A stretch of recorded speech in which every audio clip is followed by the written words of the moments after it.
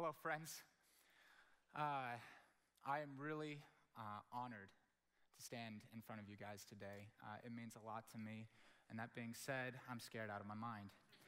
I'm glad that we have these head microphones because if there was like a lapel mic right now, all you guys would hear is just boom, boom, boom, boom, boom, boom, boom, boom, boom, boom, boom, boom. So I know it's kind of childish actually, but honestly, guys, even in the past month, when I would even think about standing here today, my heart would just race. And it's crazy, somewhat childish, but I actually close my eyes, I take deep breaths, and my heart would calm, and it's still just going crazy. So I have to close my eyes just for a second. Okay, I think I'm ready to begin now.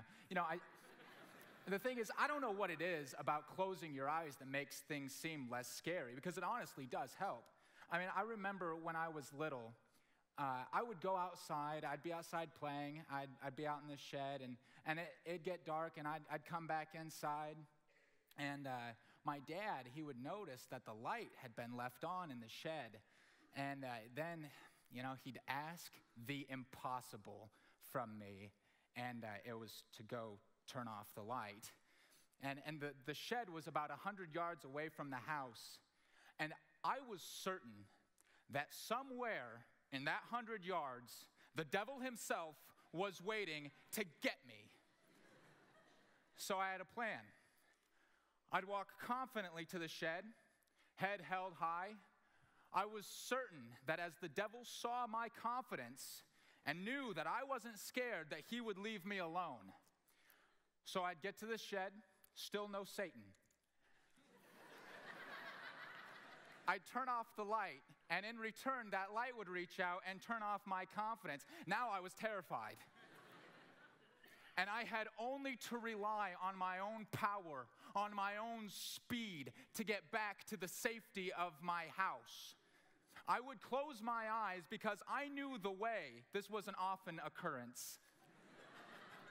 And I would run so fast. I flew. I submit to you guys that I set world records at age 7 for the 100-meter dash. You see the Olympics and you see how fast they run. They only run because gold is their motivator. Satan himself was my motivator. And I flew. I just wanted to stand where I knew I was safe. You know, I just wanted to get back to my family and stand where I knew I belonged. And you would think that as I grew up, that closing my eyes in response to danger and fear would be a thing of my past. And I thought so too. Until one Sunday when I was being extremely productive and multitasking. I was watching a movie on TV, that's task number 1. I was eating, and that's task number 2. And I was sleeping all at the same time, being extraordinarily productive. It was a pretty good day. My buddy Michael Berry was over and we were watching TV and he was complaining on Facebook about how bored he was. And I would nod off occasionally and wake up for the best parts of the film. It was a really great Sunday until these people from the weather station started to interrupt my movie with these stupid weather alerts. And I was getting really frustrated because it seemed that these weather alerts came at the best parts of the film. And all that happened was that it started to rain a little, and the alerts were persisting, and the day was starting to become less awesome in my estimation. I was just like, oh, this isn't as great as it was. And it started to get really, really dark. And Michael goes to the window and checks to see if he can see anything. And he can't see anything. It's too dark outside. And he turns to me and asks me what I think we should do. And I admit, at this point, I was getting a little nervous. But I didn't want him to see it. I tried to play it cool. I was just like, yeah, I don't know, man. Like, maybe we should take cover something if you want to. And so we did. We went into the bathroom and rub-a-dub-dub, we both got in the tub.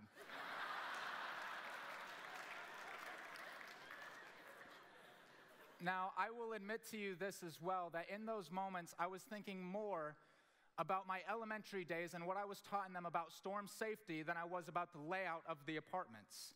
Because I remember being told that you want to go to a room with no windows and that the bathroom is generally a safe place to be. Well, it is, but not when the bathroom is, or the bathtub is bordering an outside wall. Actually, that's a bad place to be. Oops. And so when the tornado hit the apartments, it threw both Barry and I out of the tub. And every time I would retell this story, I would leave out this one part. And I can honestly say that I forgot. Like, I had no clue. There was so much going on. And when I was remembering what was going on, I just skipped over this part because it makes no sense. It was actually Barry who later told me what happened when we got out of the tub. He went over to the far wall. And I got back in the tub.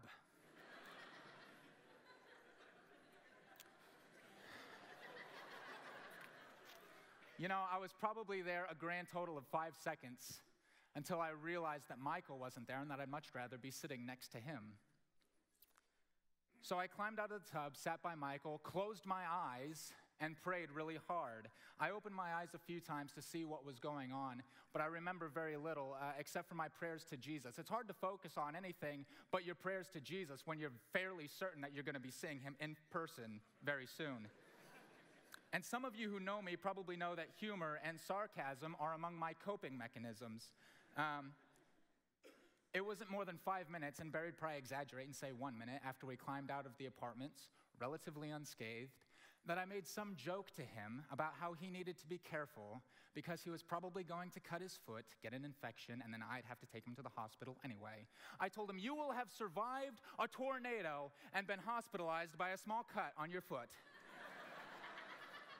In fact, I think that for the next few days, every time I meet somebody, the conversation would usually start with and include, during the course of the conversation, a joke or multiple jokes. However, I will say this, as we cleared the apartment, I realized that there were only a couple places in the whole building that were safe for Michael and I to hunker down and weather the storm.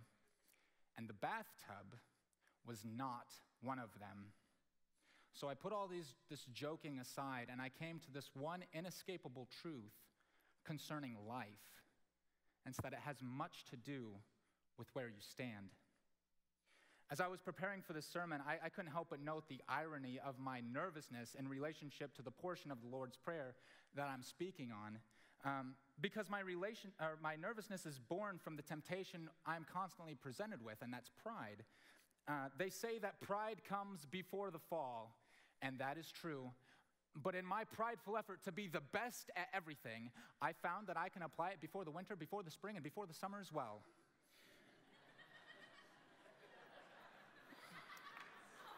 In fact, it's some form of pride that accounts for my nervousness today, and it's this, that in my life, I am tempted to idolize, yes, idolize the people who have stood on this stage. President Proctor, Mark Scott, Griff, Shane Wood, Mark Moore, all of them, just to name a few. I mean, even in the past few months, so many have stood on this stage, some of the best among our peers even. And now I'm standing in the spot where they stood, and I want to be worthy of it. I want to be worthy of it because I have the same amounts of pride, extreme amounts of pride, in myself as I have in those whom I have seen and heard. And I guess I just want you to like me as much as I like them.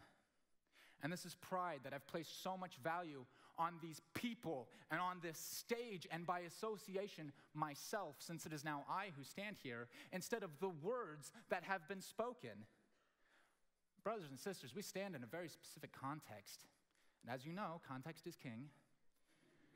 We have at our fingertips such great giants of the faith, and the temptation is not to let go of God, but to stand closer to someone who's not him. Now, hear my heart in this, because I know that we need to imitate those giants of the faith. Paul even said, imitate me as I imitate Christ, 1 Corinthians 11:1. But he also warned against following people more zealously than following God, as if being a follower of that person makes more of an impact on your identity than Christ does. He made this very clear when he negatively commented to the Corinthians about the two things that were splitting their church apart: extreme devotion to human teachings and Twitter. Now, I'm going to read from you an excerpt from the KGP. That's the Kevin Gilchrist paraphrase. For those of you who don't know, I'm hoping it'll be in stores by Black Friday because it makes a great gift. I'm sure God will bless your lives if you buy it. But an excerpt from that, 1 Corinthians 1:12, says, some will say, I follow Paul. Oh, you don't? Oh, dude, you should have seen what he tweeted. Look at this. Not again. I hate boats. Hashtag shipwreck at Paul the Apostle. Still others will say, nah, dude, Paul's lame. I follow Apollos. Check out what he tweeted. Sent with no signature. Hashtag letter to the Hebrews at Apollos of Alexandria.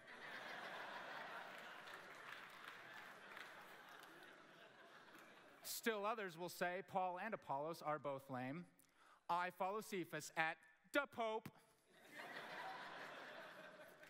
And then others, in a classic effort of one-upsmanship, will stand and say, I follow Jesus at God's right hand. Fact is, Twitter is not inherently evil. Well, maybe. And neither is learning from those people who have come before us. In fact, I believe that the modern church does itself a great disservice because, by and large, we've not taken into account the 1,500 years that fall between the apostolic age and the age of the Reformation. No, there's much to learn from these leaders of the church, both past and present. But when we're putting more time, more effort, more heart, and more passion into understanding the words of Bultmann, of C.S. Lewis, of Bonhoeffer, of Driscoll, of Bell, of Piper, of McKnight, or of N.T. Wright, maybe we need to step back and reevaluate our levels of devotion. I mean, it's because learning from these people is a good thing that we must be extra careful on where we stand. Have you guys not found it true that so often it is the good things in life that the devil tries so hard to work against us? There is temptation here, brothers and sisters. Seth Wilson once said, what we teach you to know is not nearly as important as who we teach you to love. And he said that because he knew the temptation that would be prominent in a school like this. The temptation is to become so enamored with somebody who loves God that we forget to love God and become an expert in a person's teachings instead of God's word. So stand on God's word. Preparing this sermon, I came to this one inescapable truth concerning studying here at Ozark. It has much to do with where you stand. Last summer, I had the honor to stand in some pretty cool places. I was following the footsteps of Paul through Italy, Turkey, and Greece, and it forever changed and impacted my life, but it also made me wary about where I stand. Because the danger of temptation is so obvious looking back into an ancient culture. They had multiple gods and goddesses who they prayed to for blessings in areas in life in which they felt powerless. For booty and war, bounty and harvest, boys in childbirth, and big old burly bodies and physique, that they had all the gods to cover all these, and in the directory of the gods, that's only through the B section. They had gladiator games, teams, owners, and arenas in every major city. They had art festivals and theaters like the one in Ephesus that could hold 25,000 people. They had circuses and hippodromes like the one in Rome that could hold 150,000 people. They had well-established trade routes due to an amazing road system and ship travel. They had luxuries like running water, and functional sewer systems, But it allowed them to focus on the finer things in life. They didn't have to worry about these necessities. They had politics on a local level, on a regional level, on an empire level. They had brothels and temple prostitutes to satisfy their lustful desires for pleasure. And Rome gorged itself on exotic cuisine from all the areas they had conquered. I mean, it must have been so easy for them to write off a need for Christ. And it must have been easy for the Christians to forget about him from time to time. I mean, they had it all. Thank God we live in the 21st century, where things are so much different, and we know a thing or two about how things really are. I mean, we live in an advanced age, right? Well, I'd hope so. I'd hope that in 2,000 years, humankind would have been able to make some progress. But are things really that different? I would say no. For all we have really done is make modern substitutions for ancient idolatry. For booty, bounty, boys, and big old burly bodies, we need only flip open to the yellow pages to find our answers. You want booty in war? Call in the generals with big guns. Bounty and harvest? Call Pioneer and buy John Deere tractors. You want boys in childbirth? Call the doctor and visit WebMD. You want a big old burly body? Call Anytime Fitness. A membership is real cheap. It's that easy. We have arenas where gladiators compete on the gridiron or on the baseball diamond or on the basketball court. We spend hours watching them compete.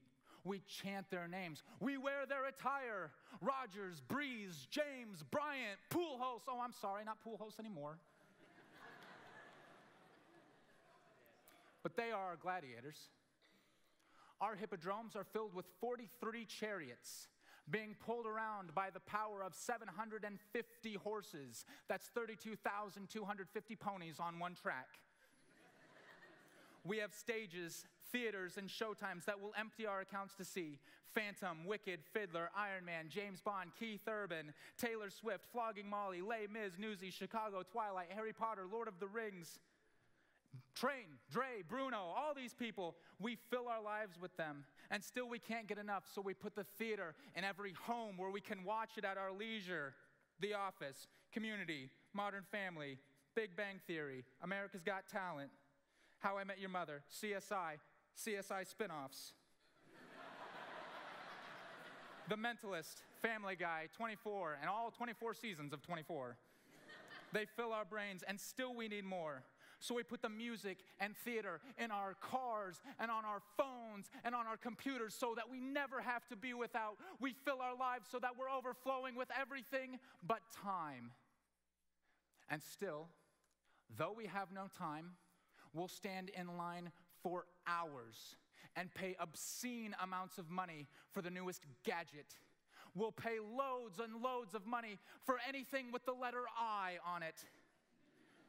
We eat ridiculous amounts of food, and after our 5th Starbucks run of the week, we still refuse to think that we have a problem.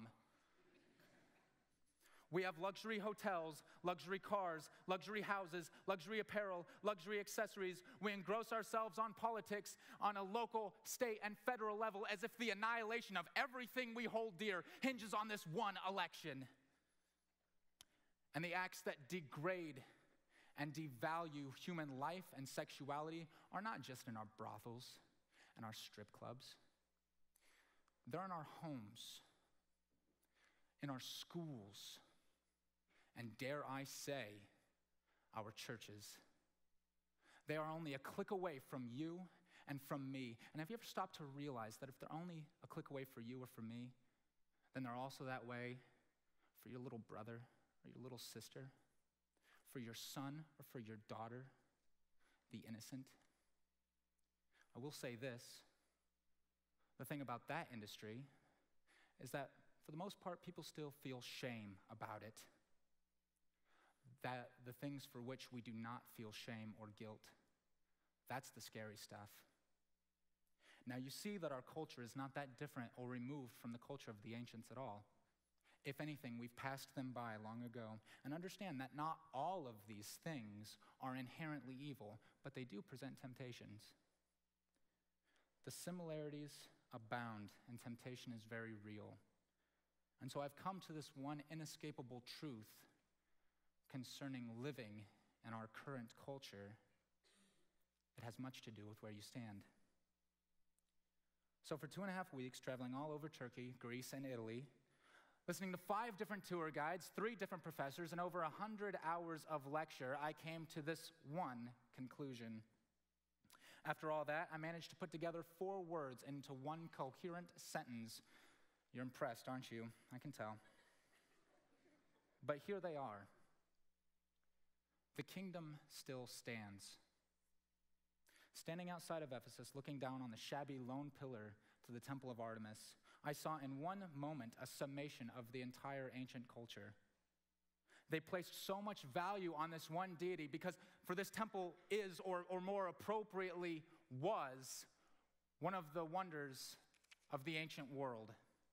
And Christianity was birthed in this hostile culture, a culture that was vehemently opposed to it. They had all the gods and goddesses they could handle and every luxury that the ancient world could afford. They had no need, let alone time, for Jesus. Their luxury, games, entertainment, and security all came from Rome. Why would they need anything else? Lead us not into temptation. Get real, Jesus. We're already there. Look at where I'm standing. Idols all around me. Mere distractions at first, but given too much time, they have become my God. They make me feel better. They are my security. They make me laugh. They provide for me. They make me self-sufficient. And they raise me up to a level where I am worthy of worship and honor myself. Idol. No wonder it starts with I. So I've come to this one inescapable truth concerning being led into temptation. It has much to do with where you stand.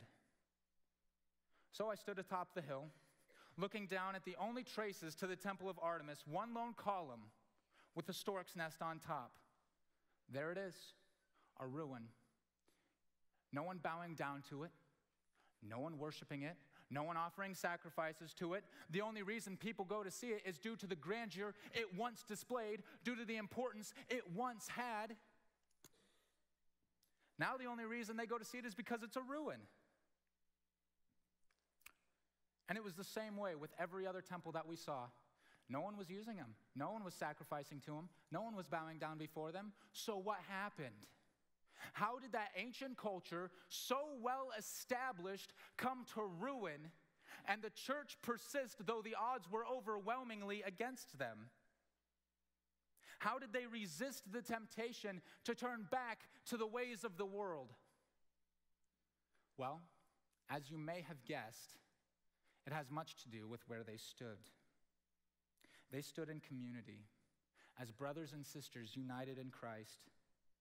Though there were distractions everywhere, idols, temptations to focus on the self rather than on God, with each other they were focused.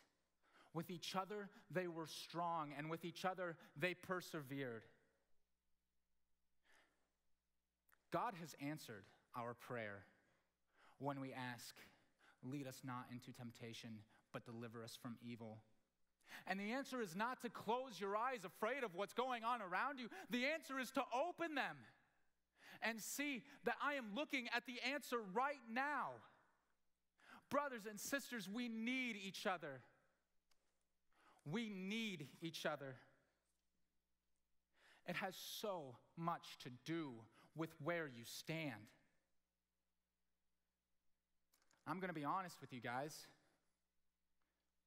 I still think that the devil is out there somewhere, behind some corner, maybe in some dark alleyway, just waiting for the opportunity to get me. In fact, I know he is. So, I'll stand with you. Dismissed.